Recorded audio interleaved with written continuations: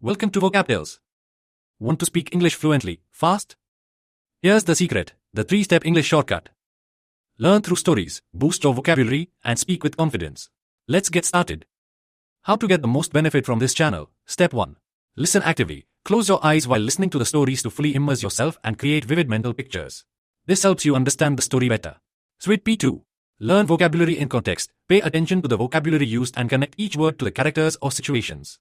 This proven technique helps you remember vocabulary effectively, ensuring you never forget it. Step 3. Practice speaking. Record yourself narrating the story you just heard. Use the new vocabulary you've learned and listen to your recording. This powerful exercise will boost your fluency and confidence. By following these steps, you'll enhance all aspects of English learning, listening, speaking, grammar, and vocabulary. And the best part?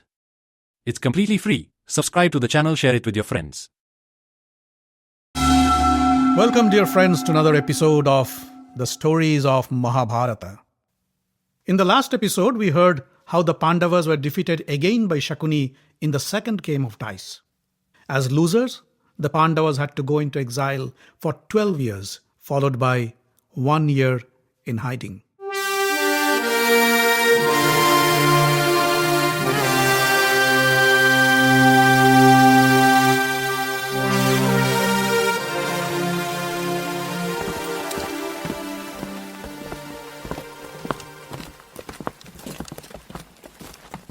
The Pandavas left the city of Hastinapur and prepared to travel north. But they were stopped by thousands of citizens of Hastinapur. "Where are you going? Leaving us with these evil Kaurava princes?" they asked. "You are the most pious and righteous rulers one could wish for. Take us along. We want to leave Hastinapur and come with you." Yudhishthira was overwhelmed with emotion. With a heavy voice, he said, "We are honored and blessed to receive so much love and affection from you. We are grateful for the compassion you showered on us. But please, listen to me.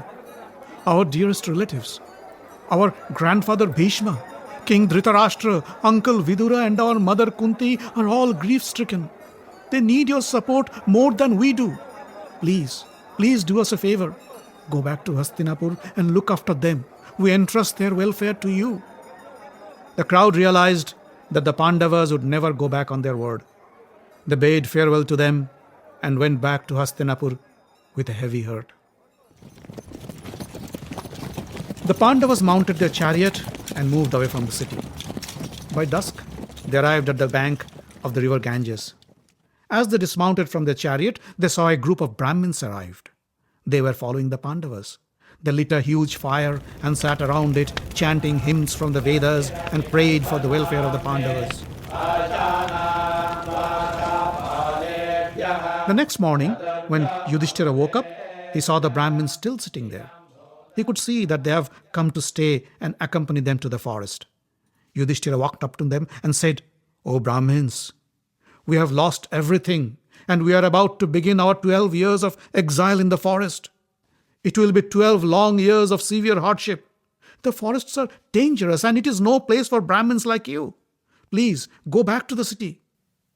Shaunak, the leader of the Brahmins, said, "O King Yudhishthira, you don't have to worry about us. We will take care of ourselves. But please don't send us back. We want to be with you wherever you go. We will worship the gods, chant hymns, and pray for you." Yudhishthira knew these Brahmins have made up their minds and they are not going to listen to him. He walked back to his brothers and priest Dhaumya and said, "These Brahmins wouldn't leave us. I feel bad that I wouldn't be able to feed them, take care of them. But I cannot abandon them either. Dhaumya, tell me, what should I do?" Dhaumya ran his fingers through his long white beard and thought for a while. Then he said, "Sun is the source of nourishment for all living beings. I suggest you worship the sun god and ask for his help." With Dhaumya's help, Yudhishthira sat down to worship the sun god. Pleased with Yudhishthira's prayers, the sun god appeared before him. He handed a copper pot to Yudhishthira and said, "Take this pot. For the next 12 years, this pot will provide you with an endless supply of food. Whatever Draupadi cooks in this pot will not finish until she takes her meal." Saying so, the sun god disappeared. Yudhishthira gave the pot to Draupadi. Draupadi took the pot to the makeshift kitchen and cooked a meal for the Brahmins. The amount of food in the pot didn't look like it would serve even one person. But as they served from the pot, it kept on refilling. The Brahmins ate to their heart's content, and the pot was still full. Next, the Pandava brothers had their meal, followed by Yudhishthira and then Draupadi. But after Draupadi's meal, the pot became empty. In the meantime, in Hastinapur, Dhritarashtra was suffering from severe guilt and remorse. He knew what he had done to the Pandavas was not right. He knew his son Duryodhana's actions would bring misfortune and misery to the Kuru dynasty. He paced up and down his royal chamber but couldn't make up his mind as to which side he should take. He called his attendant and said, Go and get Vidura. Tell him I want to see him now." The moment Dhritarashtra heard Vidura's footsteps entering the room, he said, "Vidura, I need your help. You have a clear mind and you know the subtle points of ethics and law. And I know you wish well for all the Kuru descendants. So please, tell me, what can we do that would benefit both the Kauravas and the Pandavas?" Vidura knew that advising Dhritarashtra was futile. But as his minister, it was his duty to provide him with due counsel whenever asked for. He walked up to Dhritarashtra and said, "It is a king's duty to ensure that all his subjects are treated with fairness and dignity. But your brother-in-law Shakuni, along with your sons, have crossed all boundaries of fairness and decency. They have robbed Yudhishthira of his kingdom in an unfair and rigged game of dice. I recommend you punish Shakuni and return the Pandavas their kingdom just as you did during the first game. If you do so, you might be able to save your kingdom and your family. If Duryodhana agrees to share the kingdom with the Pandavas and live in peace, you would have nothing to worry about. If he doesn't, then punish Duryodhana and make Yudhishthira the king. Let Duryodhana, Shakuni and Karna pledge their allegiance to Yudhishthira. Make Dussashana apologize in public to Bhima and Draupadi. Only then the Pandavas might consider sparing your sons. That's all I can say." But as Vidura spoke, Dhritarashtra's face turned red with anger. This was not what he wanted to hear from Vidura. He wanted to hear words of sympathy and support for his actions. He clenched his fingers on his throne and said, "Vidura, you are repeating what you said during the game. Your advice would benefit the Pandavas and not us. You expect me to abandon my sons for the sake of the Pandavas? How can I do that? Why don't you understand? Duryodhana is my flesh and blood." He stopped to catch his breath. And then, with a stern voice, he said, "Vidura, I respect you, but I find your words mean and biased. I'm sick and tired of your ill advice. You may leave, or stay, or do whatever you wish. I don't care for you anymore." Saying so, Dhritarashtra stood up and left the room fuming in anger. Vidura stood there and watched the blind king stagger towards the door. He felt pity for the old man, but there was nothing he could do to help. When Dhritarashtra left, he walked out of the room and called his charioteer. "Bring my chariot. I want to go to the forest and join the Pandavas in exile." The Pandavas had moved west to the Kamyaka forest near the banks of the river Saraswati. The gentle sound of the flowing river, the murmur of the leaves, the chirping and singing of the birds acted like a soothing balm to their restless souls. They felt this would be the right place where they could spend some time to heal their wounds. They decided to build their huts and live in this forest along with the Brahmins, ascetics, and hermits. They spent their days listening to the chants and hymns by the Brahmins and the priests, collecting fruits and vegetables, and on occasions go hunting for meat. Yudhishthira felt this life of peace and tranquility was much better than the busy life in the palace. One day, sitting by the banks of the river, Yudhishthira was discussing the scriptures with his brothers when he saw a chariot coming their way. It was Vidura. Yudhishthira stood up and asked Bhima, "Why is Uncle Vidura here? Did Duryodhana send him to invite us for yet another game of dice? Does Shakuni want to win our weapons too?" Bhima didn't reply. Yudhishthira walked up to the chariot and greeted Vidura by touching his feet. He then asked, "Uncle Vidura, what brings you to this forest?" Vidura sat down on a fallen tree trunk and said, King Dhritarashtra asked for my advice, but unfortunately my words didn't please him. So the angry king banished me. The Pandavas were stunned to hear this. What has taken over old Dhritarashtra? How could he let go of his most trusted and the wisest minister? Vidura smiled and said, Don't worry about me. Dhritarashtra may abandon me, but I have you. I will share whatever I know with you. I know you don't need any preaching, but still, let me say this. One who waits for his time always wins. One who shares his wealth with his followers also enjoys their support during times of distress. Never speak any unnecessary words and never let your ego rule over you. Follow these principles and you will prosper for sure. In Hastinapur, Dhritarashtra couldn't bear the absence of Vidura. He cursed himself for saying those harsh words. His conscience kept on tormenting him. He couldn't take it anymore.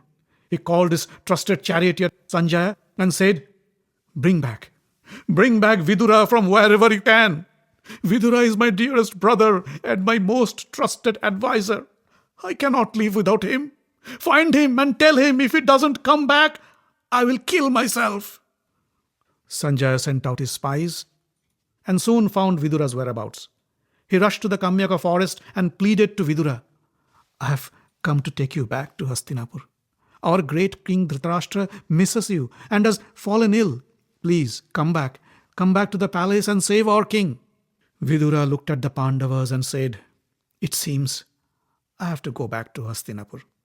My brother needs me. The moment Dhritarashtra heard the sound of Vidura's familiar footsteps, he rose from his bed. With stretched arms, he came to Vidura and wrapped him in a warm hug. I am so glad you came back, he said. I have been foolish. I was rude with you. I was afraid you'd never come back after what I said to you. Please pardon me for my behavior. Vidura held his hand and said, You are my elder brother, my guru. How can I abandon you? I treat your sons and Pandu's sons with equal affection. I spoke in favor of the Pandavas only because they are in distress. But Vidura's return to Hastinapur was a cause for great concern to Duryodhana. When Dhritarashtra had banished Vidura, Duryodhana felt that for once his father has done something right. But why did he have to call him back? What's going on in his mind?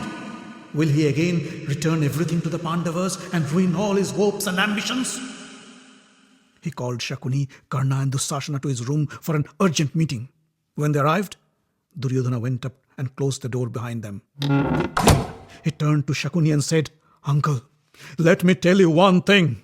If I see the Pandavas return to Hastinapur, I will either drink poison or step into a fire or hang myself to death.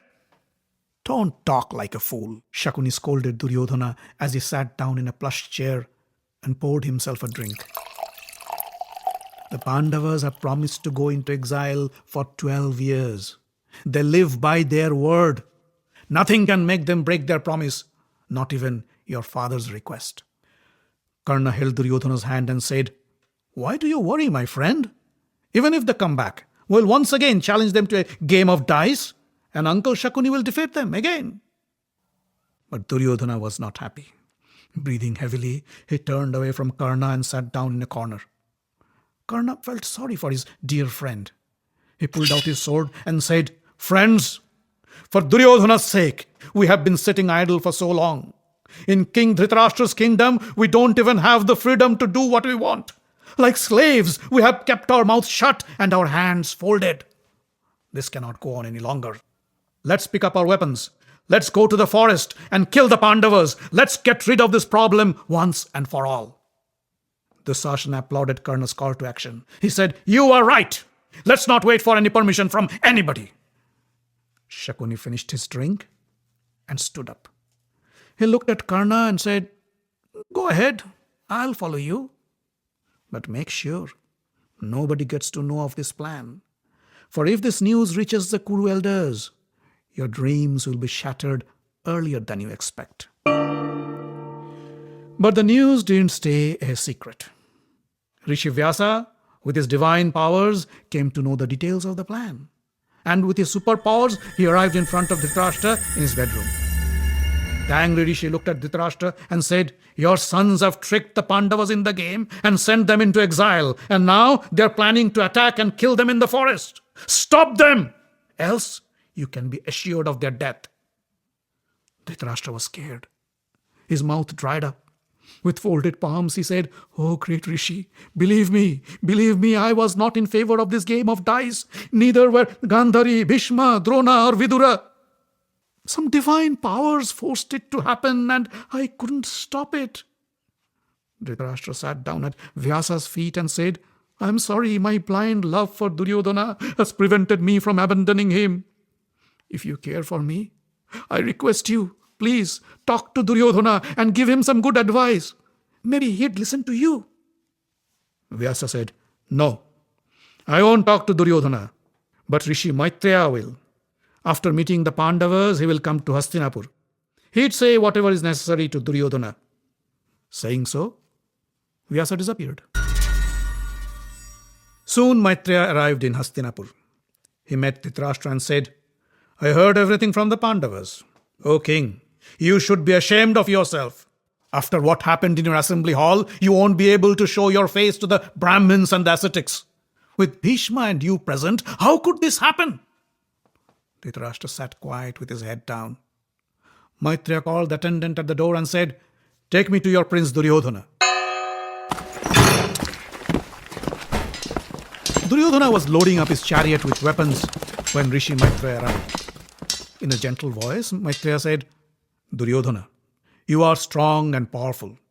Still, I advise you, don't fight the Pandavas. Not only they are the most skilled warriors in the world, they are also united in their purpose.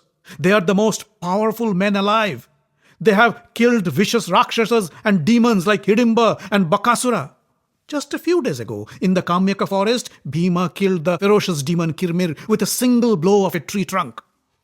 Before the Rajsuya ceremony, he killed the undefeatable king Jarasandha of Magadha. Besides, Vasudeva Krishna is their cousin, Drupad their father-in-law, Drishtadumna their brother-in-law. How could you dare to fight them? Listen to me, Duryodhana. Control your anger and try to make peace with your cousins." Duryodhana didn't bother to answer the rishi. With a wry smile on his face, he slapped his thigh and drew lines in the ground with his index finger. Duryodhana's arrogance enraged Maitreya. With bloodshot eyes, he touched his sacred thread and cursed Duryodhana. "How dare you ignore me? You will pay for your arrogance, you mindless brute! In the great war, Bhima will break that thigh of yours with a violent blow of his mace, and you will die the most horrible death." Dhritarashtra panicked. He fell on Rishi Maitreya's feet and begged for his mercy. The rishi had pity on the blind father and said, "O king, I cannot take back my curse. But this much I can promise you. If your son Duryodhana behaves, then my curse won't come true. Else I can assure you, a grim and bloody future awaits him."